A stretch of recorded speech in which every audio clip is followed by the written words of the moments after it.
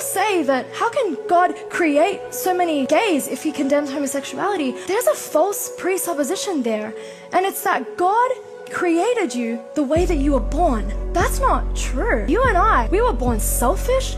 We were born with a desire to sleep outside of marriage, not to forgive. We were born with a desire to rebel. God didn't create us like that.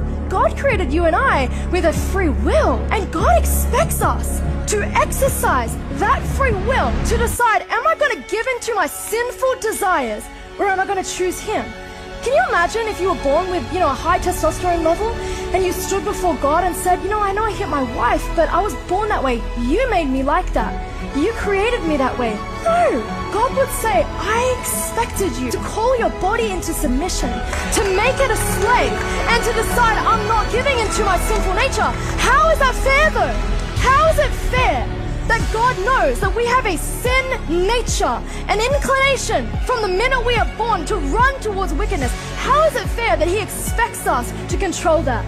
Well, maybe fair enough if it weren't for Jesus Christ and the fact that he went to the cross to crucify the power of sin and death. That is the whole point of the gospel, that he who knew no sin became sin, that we might become the righteousness of God.